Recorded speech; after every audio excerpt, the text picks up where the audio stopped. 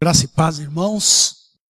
Pode ser um privilégio, né, além de uma alegria poder estar aqui com os irmãos também à noite, uma vez que nós já estivemos aqui na parte da manhã, dando apenas um feedback, né, daquilo que nós fizemos, do que eu já falei agora de manhã. Eu e minha família temos uma relação muito grande com o ABC. Eu fiz o antigo colégio, né? Hoje o ensino médio, aqui no Colégio Bonifácio de Carvalho, né? O Colégio Bonifácio de Carvalho. E a minha esposa também.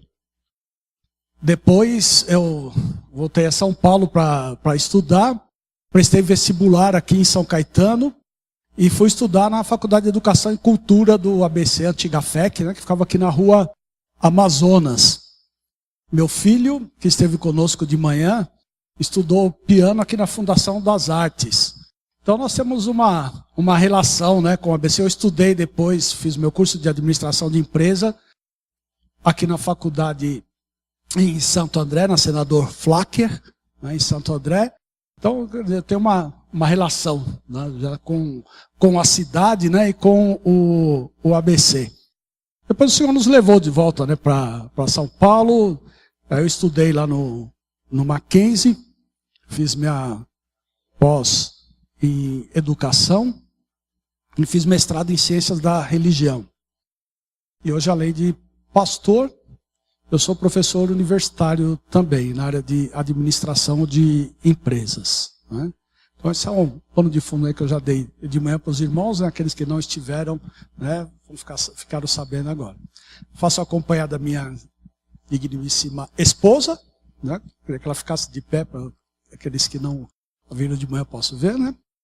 A Fátima, ela é pedagoga, psicopedagoga, né? Também formada lá pelo Mackenzie, né? Então nós estamos aqui, como disse o nosso irmão presbítero, então a convite para nos deleitarmos um pouquinho com a palavra do Senhor. Já fizemos isso uma parte da manhã.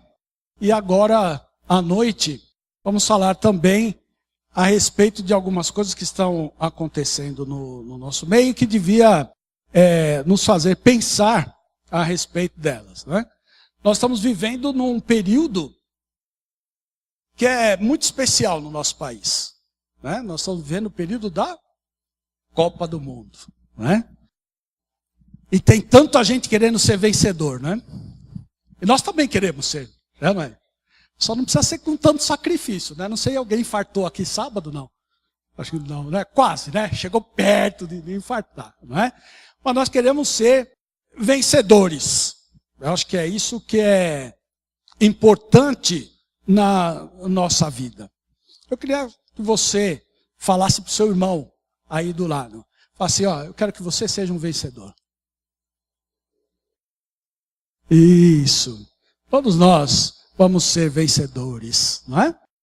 Mas você está pronto para ser vencedor?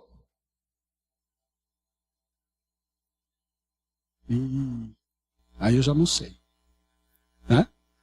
Pela fisionomia de vocês, né? Então, já apareceu uma interrogação assim na cabeça, né? Deu para ver, não é? Qual é a definição de vencedor? Você sabe? Porque às vezes a gente é meio assim, a gente quer algumas coisas que a gente não sabe bem o que é.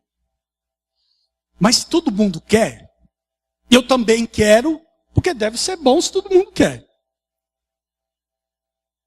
Como tem um monte de gente querendo ser vencedor, eu quero ser vencedor também.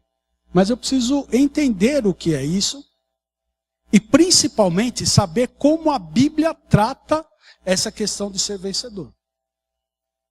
Se você for olhar lá no dicionário, vencedor é assim, é quem ou aquele que vence ou venceu ou vitorioso. Quando eu li isso no dicionário, eu falei assim, que maravilha. Não entendi bolhufas. Mas eu vi que fala que precisa ser vitorioso. Bom, então tem a ver com vitória. Aí eu fui ao dicionário de novo olhar o que é vitória.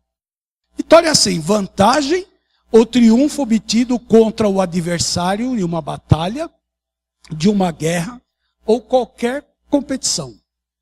Qualquer ganho ou vantagem obtida. Sucesso.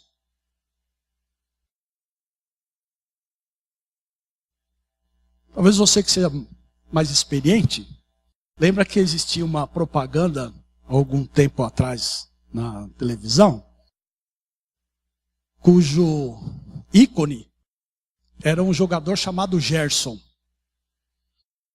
E ele dizia que ele tinha que fumar lá um cigarro porque ele tinha que levar vantagem em tudo. Aí eu fico pensando nessas coisas, mas será que ele está levando vantagem? Porque assim, para eu ser vencedor, para eu ser vitorioso, eu tenho que levar vantagem sobre outrem. Mas será que é assim que a Bíblia trata isso? Será que para Deus, vencedor é isso? Será que eu tenho que levar vantagem sobre você para que eu seja um vencedor?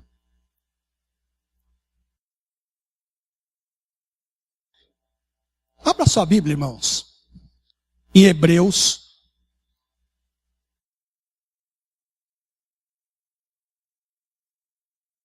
Hebreus 11, a partir do verso número 4.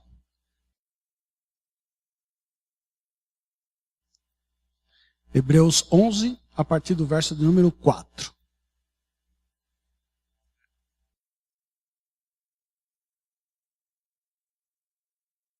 Eu costumo dizer que esses títulos que aparecem aí negrito, né, acima do texto, primeiro assim, eles não fazem parte da Bíblia, né? Não fazem parte. E eles mais atrapalham do que ajudam. Mas nesse caso até que ajudou. Até que ajudou. O que você encontra aí? Acima do verso 4. Qual o título? Há exemplos de fé extraído do Antigo Testamento. Ele vai dizer os primeiros heróis. Né? Se você ler o texto, vai dizer assim: Abel ofereceu o mais excelente sacrifício, Enoque andou com Deus, Noé, herdeiro da justiça que vem da fé, Abraão obedeceu, partindo sem saber para onde ia. São histórias relatadas na palavra de Deus, de gente que obteve sucesso, obteve vitória, foi vencedor. Mas eu não quero falar deles. Eu quero que você olhe lá no verso de número 36.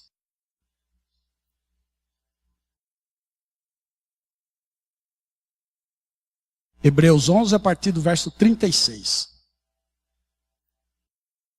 Lá no verso 36 você vai encontrar assim: outros, por sua vez, passaram, verso 36, né? Prova de escárnios, açoites, algemas, prisão. 37, apedrejados, provados, cerrados pelo meio, mortos a fio de espada, andaram peregrinos, vestidos de peles de ovelha, de cabra, necessitados, afligidos, maltratados. Verso 38, errantes pelos desertos, pelos montes, pelas covas, pelos antros da terra. E o verso 39 começa assim: ora, todos estes, hoje de manhã, brincando com os membros aqui da igreja, eu falo assim: teleurso, segundo grau, não é? Todos eles quem? Quem? Todos estes quem?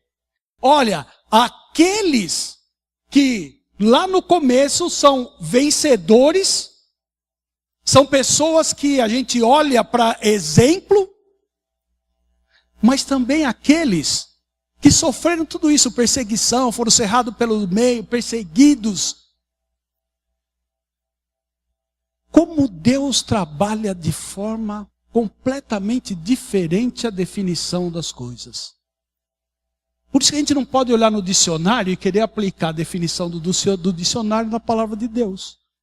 Porque tanto aqueles como estes são todos heróis para Deus.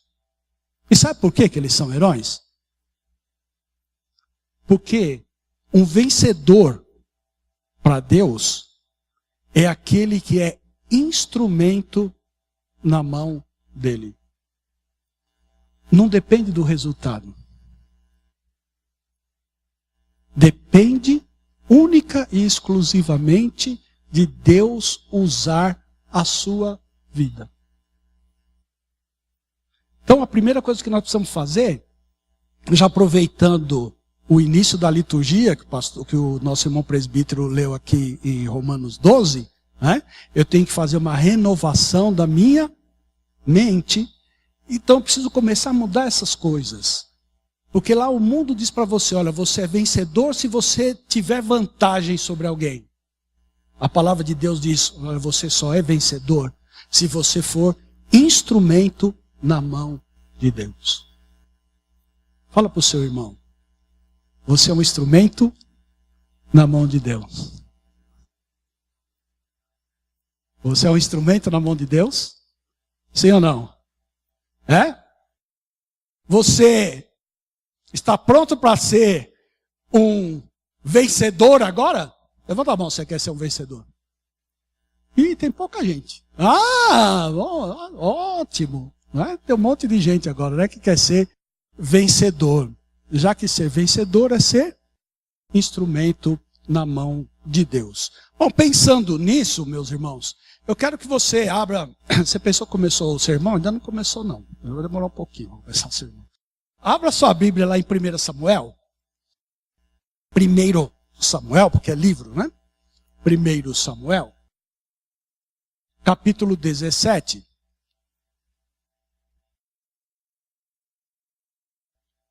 Versos de 48 a 51.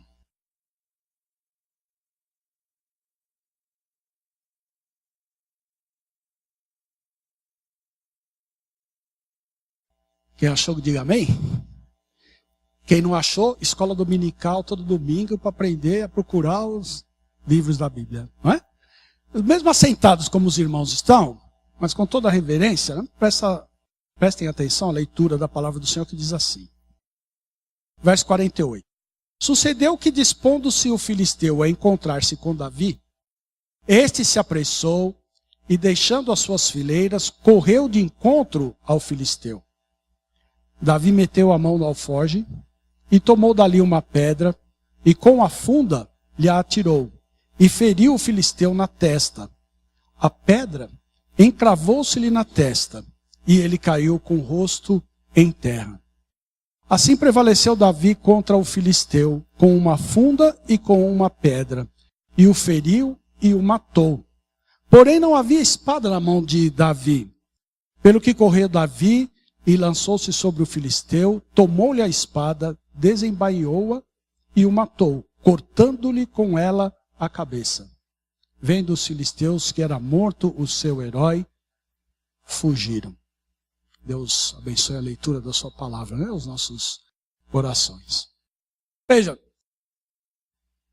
quem podia dizer assim, pastor, mas aí é fácil, né? Se eu vou pegar logo o exemplo do rei Davi, né? Do rei Davi, né? É outro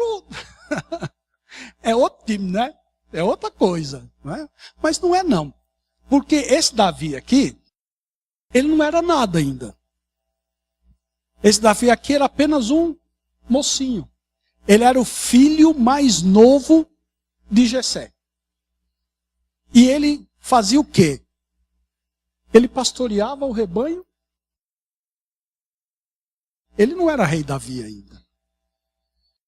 E o contexto, né, do texto que nós lemos, é o seguinte: existe uma guerra entre Israel e a Filístia. E dispostos os exércitos de Israel e da Filístia, surgiu um homão grandão. Não é para mim não, que era muito maior que eu. Um homem grandão que desafiava o exército de Saul. Ele ficou lá 40 dias e 40 noites, desafiando o exército. Se você ler o texto, o exército de Saul ficou morrendo de medo. Eles foram se esconder debaixo do tapete. Não tinha cama, né? Tinha um tapete no qual eles deitavam. Eles se esconderam embaixo do tapete, dentro da barraca, lá ficaram morrendo de medo. Porque o gigantão ficava afrontando o exército, dizendo: olha, eu sou do exército da Filístia e vocês são do exército de Saul. Manda um herói aí de vocês para vir lutar comigo. Aquele que vencer, o outro povo será escravo. E 40 dias e 40 noites esse gigantão fazia essa ameaça, fazia esse desafio. E todos em Israel estavam com medo. Desde Saul até o menor lá, o mensageiro. Aí acontece uma coisa interessante. 3 filhos de Jessé descem com Saul para lutar contra o exército da Filístia. E Jessé então pede para Davi fazer o seguinte: olha, leva um pouco de mantimento lá para os seus irmãos e para o chefe da guarda. E veja lá como é que estão as coisas, qual é a situação. E vem me trazer aqui uma notícia boa a respeito dos seus irmãos. E Davi vai fazer isso. Davi pega as coisas, se arruma de madrugada, ele vai lá para o local da batalha. E olha aquela situação.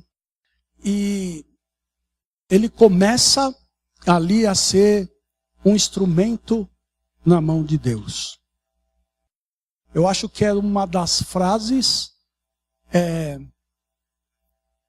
mais importantes que você encontra na palavra de Deus. Veja o que Davi disse. Veja lá o que Davi disse para os seus irmãos em relação àquilo que estava acontecendo. Ele foi lá, viu aquelas coisas e disse o seguinte: quem é esse incircunciso filisteu para afrontar os exércitos do Deus vivo? Aí eu fico lembrando de Paulo, que o irmão acabou de ler aqui agora. Transformação da mente. Veja, o filisteu dizia assim: vocês são do exército de Saul, assim como eu sou do exército da Filístia. E o exército acreditou nisto. Precisou chegar lá um molequinho, um mocinho, para dizer o seguinte: esse camarada está enganado. Ele está falando besteira. Nós não somos do exército de Saul. Nós somos do exército do Deus vivo. Olha que transformação acontece na mente dessa pessoa. Essa mesma transformação, meu irmão, minha irmã, pode acontecer na sua vida, acontecer na minha vida.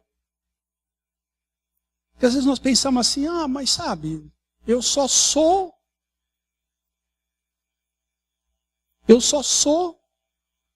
Não, você faz parte do exército do Deus vivo. E você tem que fazer uma pergunta para você mesmo, assim como fez Davi. Davi disse: quem é, pois, esse incircunciso filisteu para afrontar os exércitos do Deus vivo? Você pode fazer a seguinte pergunta: como eu posso lutar no exército do Deus vivo aqui na Vila Gerte? Veja, você não é do exército da Igreja Presbiteriana do Brasil. Você faz parte do exército do Deus vivo. É outra coisa completamente diferente. Foi isso que Davi disse lá para o seu povo, disse para os seus irmãos, para colocar as coisas nos devidos lugares. Enquanto nós ficarmos preocupados com plaquinha de igreja, cada um cantando a musiquinha que é cantada aí fora, ado, cada um no seu quadrado, a gente esquece que nós somos do exército do Deus vivo. E se nós queremos transformação, como alguns irmãos oraram aqui, o nosso irmão presbítero falou, essa transformação depende única e exclusivamente de você ser um instrumento nas mãos de Deus. E do Deus vivo. Nós vamos ver aqui rapidamente algumas características para quem quer ser, então, um instrumento nas mãos do Deus vivo. Será que você deixasse a sua Bíblia aberta? 1 Samuel capítulo 17, não é? Veja lá, ele diz assim no verso 46. Hoje mesmo o Senhor te entregará nas minhas mãos, Davi falando com o gigantão lá. Ferir-te-ei, tirar-te-ei a cabeça e os cadáveres do arraial dos filisteus darei. Hoje mesmo as árvores dos céus e as bestas feras da terra, e toda a terra saberá que há Deus em Israel. Então a primeira coisa para você ser um instrumento nas mãos de Deus, é você saber que a luta é sua. E que você está reivindicando a glória de Deus. Davi disse para ele, olha, quando você morrer, toda a terra saberá que em Israel há um Deus. E é o Deus vivo. Assim como existe o Deus vivo aqui. E nós precisamos reivindicar essa glória de Deus neste lugar aqui que nos cerca. E essa luta é sua. Você não pode transferir isso para ninguém. Ninguém pode fazer isso por você.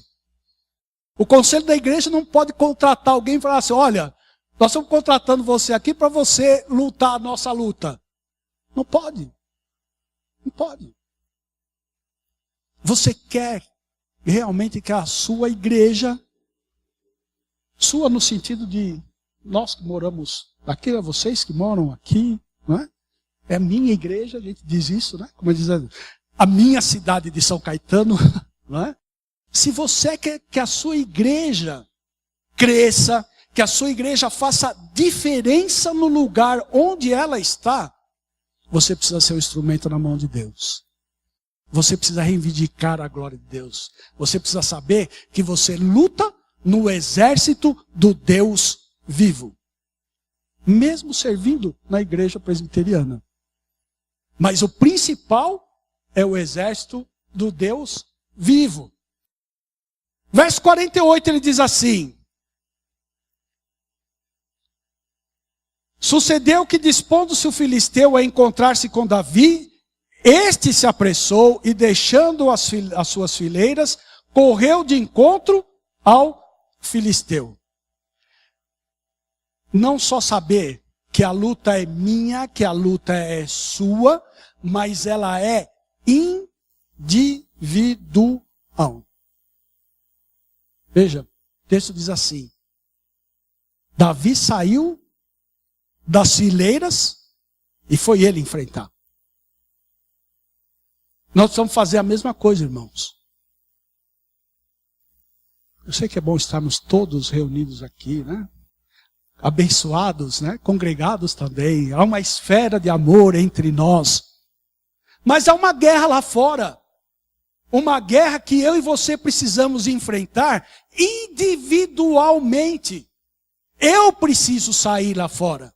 Você precisa sair lá fora. Hoje de manhã nós falamos aqui em evangelização. Você tem que lutar contra as hostes do mal que se instalaram na criação de Deus. Não é assim que o apóstolo Paulo nos diz? Que a nossa luta não é nem contra a carne, nem contra o sangue, mas é contra os dominadores deste mundo tenebroso. A nossa luta, irmãos, não é aqui. A nossa luta é individualmente minha, lá fora. Longe das fileiras. Quando eu luto da fileira, diga assim, olha, todos nós lutamos.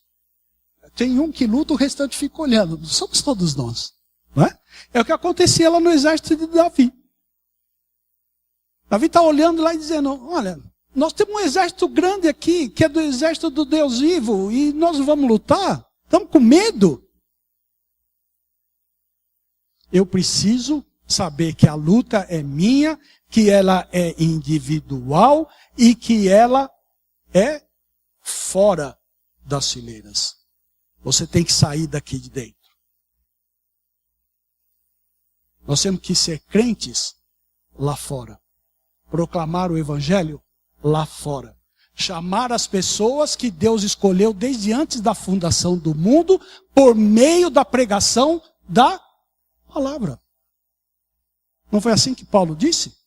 Não me envergonhe do evangelho, porque o evangelho é o poder de Deus. Você tem o poder nas mãos. Palavra. Aqui, ó. Por isso que Paulo vai falar para Timóteo que ele tem que se apresentar a Deus aprovado como obreiro que não tem do que se envergonhar e que maneja bem a palavra. Porque nós somos salvos por meio dela. Para ser instrumento na mão de Deus, você precisa saber que a luta é sua, que ela é individual e que ela acontece fora, então, das defesas. Mas para ser um vencedor também é preciso estar preparado para a luta. Veja, quando eu servi o exército,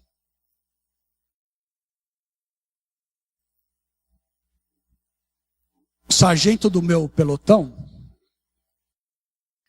disse assim pra gente, olha, vocês estão entrando aqui, é o primeiro dia da caserna de vocês, e vocês vão ganhar uma namorada.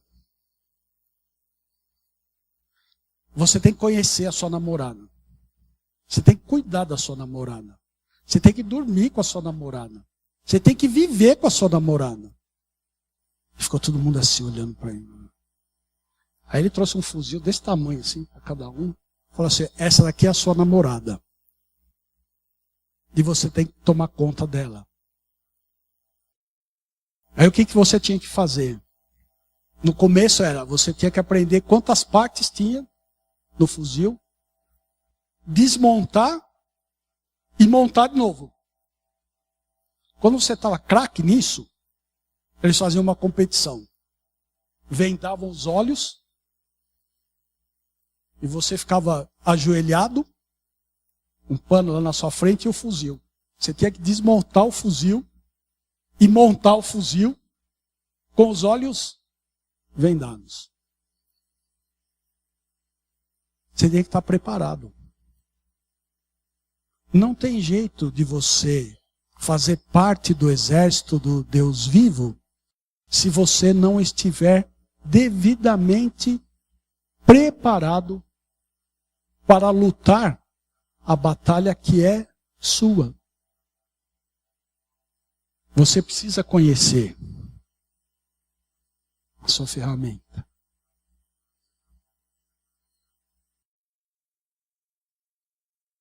Não é só ler de vez em quando. Não é só tirar da caixinha de promessa lá um versículo por dia, né? Costumo brincar com o pessoal lá na igreja que eu estou hoje, como pastor. Dizendo assim, quando a gente compra uma caixinha de promessa, desculpa se alguém tem a caixinha de promessa, né? Se tem a caixinha de promessa, devia vir junto com o periquito e com o realejo, né? Você toca, ele vai lá, tira um papelzinho e faz, né? Não é? A palavra de Deus não é assim, irmãos. Você precisa se preparar, né? Você precisa estudar sistematicamente a palavra de Deus. É por isso que você tem escola dominical, para fazer isto. Você precisa ter caráter íntegro diante de Deus.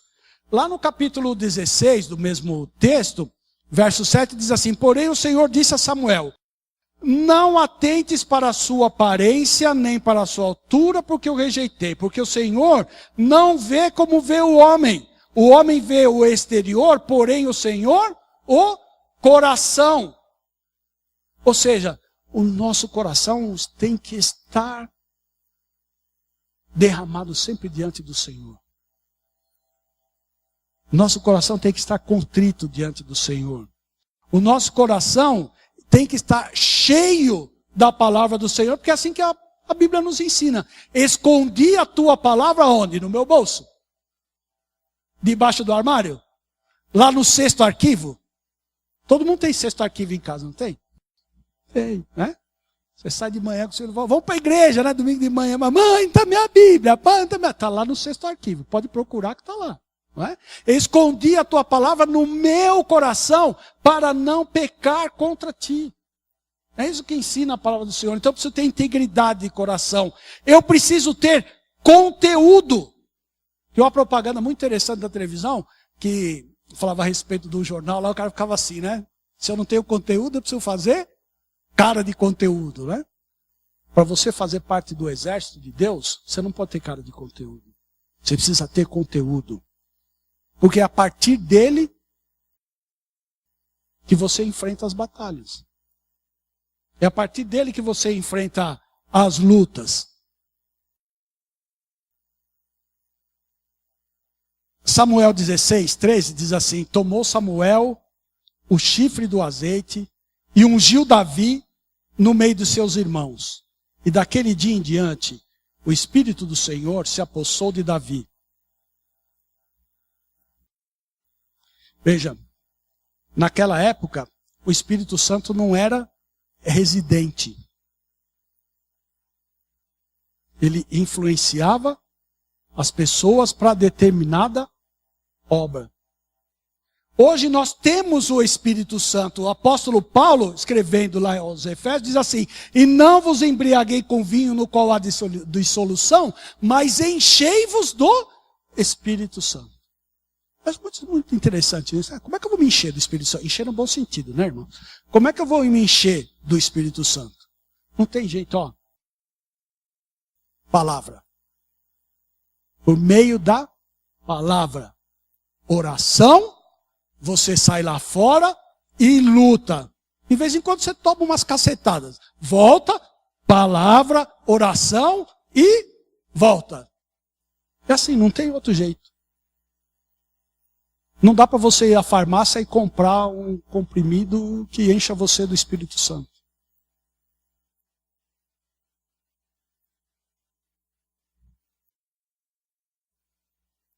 Você precisa ter vivência e precisa ter experiência de luta, de combate. Veja o que Davi fala.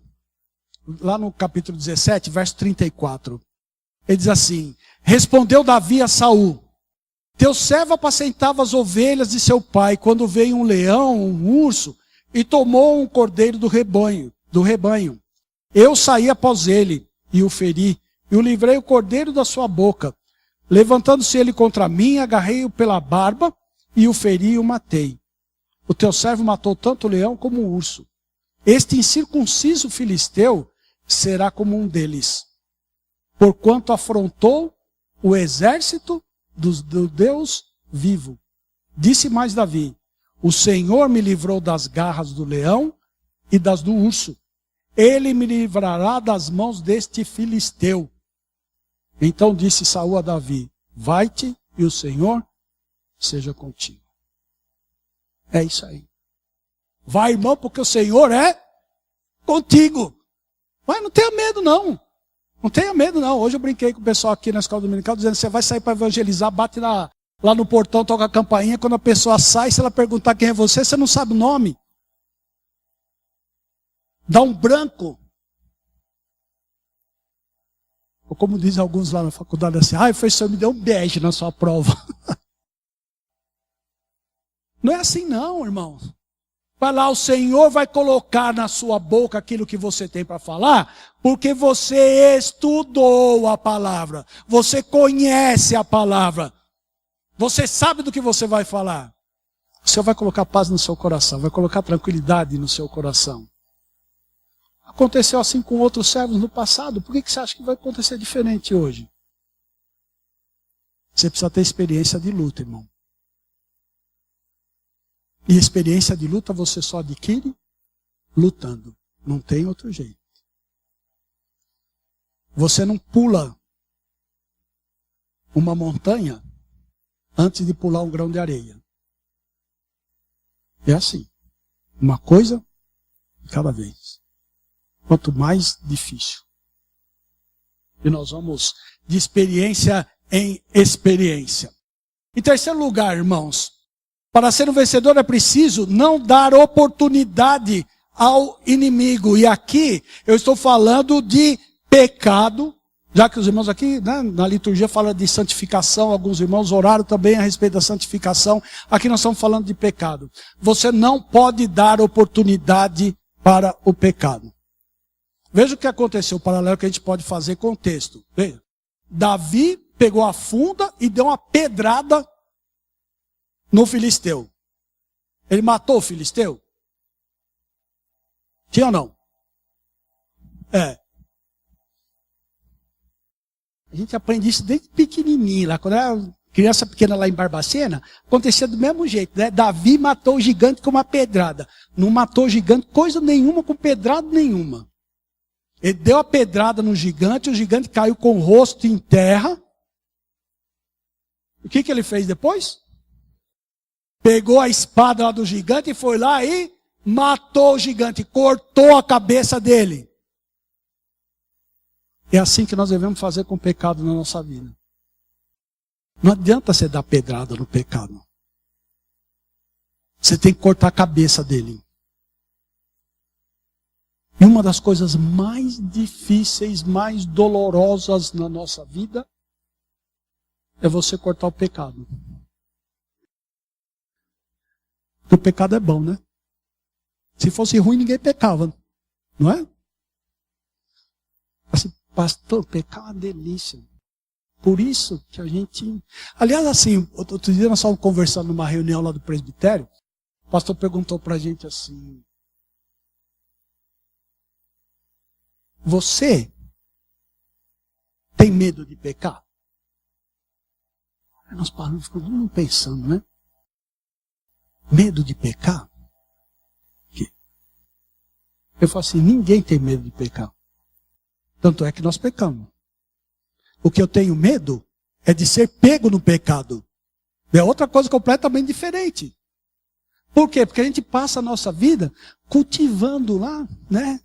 Hoje o irmão falou, né? Pecadinho, pecadão, né? Ele cantava um corinho lá meio antigo que dizia isso, né? Pecadinho, pecadão, esse não, né? Então, pecado diante de Deus.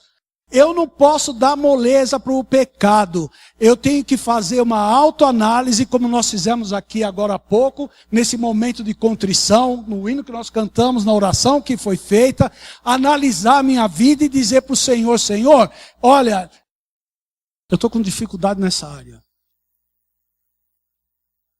Eu estou querendo me livrar disso, mas não tenho conseguido. E eu preciso do Senhor para fazer isso.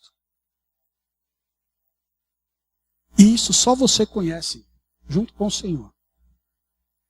Você não pode esconder isto do Senhor. O Senhor nos conhece, sabe do nosso coração, sabe de todas as coisas. Para ser vencedor é preciso não dar oportunidade para o inimigo. Enchendo-nos do Espírito Santo. Fazendo morrer o velho homem. Buscando uma vida de santificação. Guardando o cumprimento da palavra do Senhor na nossa vida. Mas uma coisa muito interessante, eu fiz uma pergunta parecida com essa na escola dominical, e acho que a gente pode fazer agora à noite também. Qual é a missão de Deus para você? Ou seja, melhor ainda, nós falamos de missão e evangelização, qual é a vontade de Deus para a sua vida? Você sabe?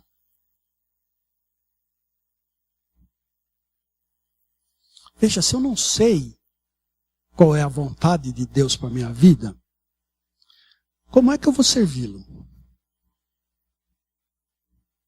Se você abrir a sua Bíblia lá em 1 Tessalonicenses, você vai encontrar o seguinte: pois esta é a vontade de Deus, a vossa santificar. Isso aí. Você precisa ser santo, irmão. Eu preciso ser santo, irmão. Todos nós precisamos ser santos. E falando nisto, o que é ser santo?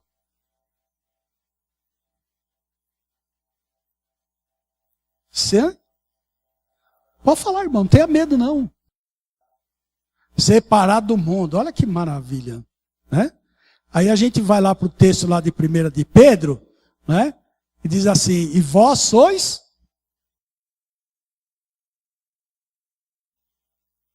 Vocês não sabem o que vocês são? Não. O que diz o texto lá de 1 de Pedro?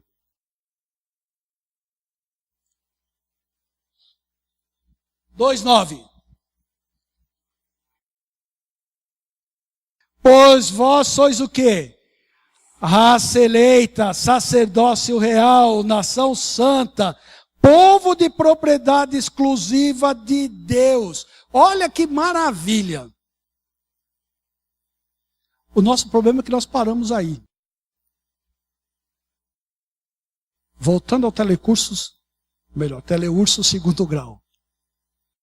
Quando eu tenho uma vírgula, um ponto e vírgula numa frase, ela separa duas ideias, não é? A primeira ideia é exatamente essa que vocês falaram. Separado do mundo, ótimo, nós somos separados porque nós somos raça eleita. Povo de propriedade exclusiva de Deus. Mas tem uma vírgula aí e continua o texto. O que diz o texto depois da vírgula? A fim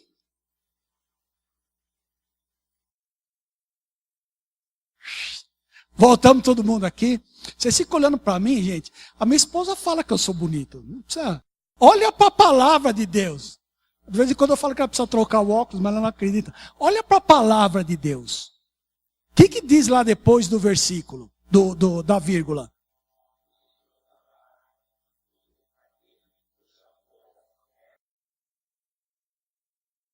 Ah, então o que quer dizer ser santo?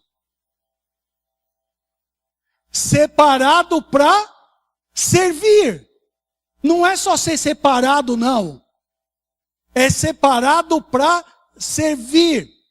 A fim de proclamar as virtudes daquele que vos chamou das trevas para a sua maravilhosa luz. Por isso que eu digo para o meu pessoal lá que crente que não serve, não serve. Você foi chamado para servir. Eu fui chamado para servir. E fui chamado para servir como instrumento nas mãos do Deus vivo. E nós precisamos ter isso na nossa mente. Em último lugar, irmãos, para ser um vencedor, é preciso você aguardar o resultado que vem de Deus. Não é o seu resultado. Não é aquilo que você quer. É o resultado que Deus tem para você. Veja. 1 Samuel 17:51.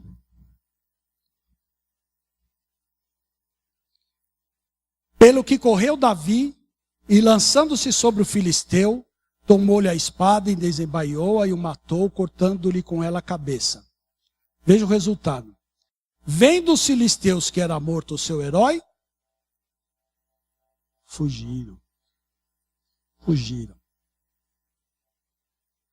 Mas vamos voltar lá para o texto de Hebreus. Outros, porém, foram lacerrados ao meio, perseguidos, jogados nas covas, passaram necessidade.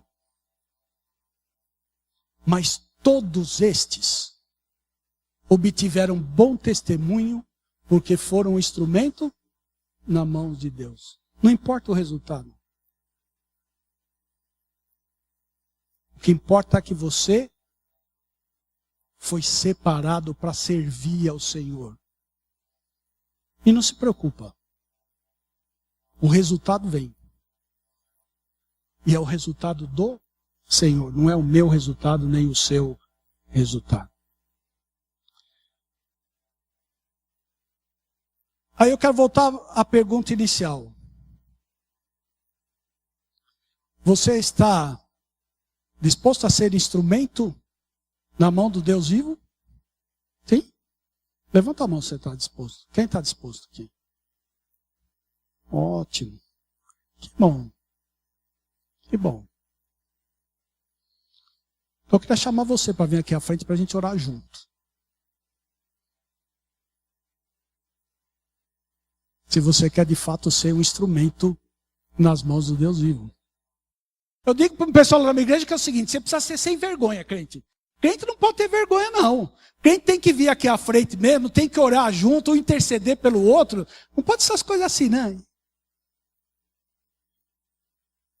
Tem gente que levanta assim a mão assim, pastor. Não é? Você quer de fato ser instrumento na mão de Deus? Sim? Então vem aqui.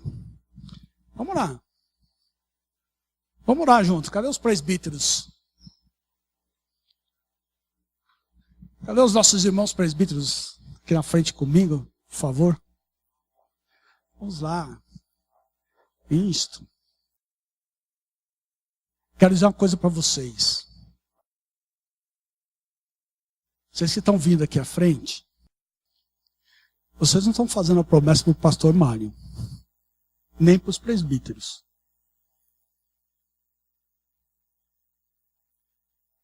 Eu entendo que a palavra de Deus trouxe vocês aqui. E é diante dele, né, que nós vamos orar e dizer para ele que nós queremos ser instrumentos. Né? Abaixa a sua cabeça, vamos orar? Santo e eterno Deus, nós te agradecemos, ó Pai, porque tu nos tens chamado desde antes da fundação do mundo para fazer parte da tua família. Te agradecemos a grande salvação que tu tem nos proporcionado por amor do teu Filho. Te agradecemos, ó Pai, porque podemos nos reunir aqui nesse país de forma livre para te louvar, para bendizer o teu santo nome, mas principalmente para proclamar a tua palavra. Usa, Senhor, cada um de nós para assim fazê-lo. Move, Senhor, o meu coração, move o coração dos teus filhos aqui em Vila Gerte, para que, fazendo parte do teu exército, possamos levar, Senhor, a tua palavra àqueles que não te conhecem. Que o nosso testemunho, nas nossas vidas, possa levar outros a conhecer o Senhor. Que essa igreja, Senhor, seja ricamente abençoada. Que as nossas mãos sejam, Senhor, aparelhadas pelo Senhor para o exercício dessa atividade tão importante, que foi negada aos anjos, mas foi destinada a cada um de nós. Torna-nos, ó Pai, instrumentos nas tuas mãos. Nós oramos em nome do Senhor Jesus. Amém. Vamos sentar, irmãos. Que Deus nos abençoe e nos faça mesmo instrumentos nas suas mãos.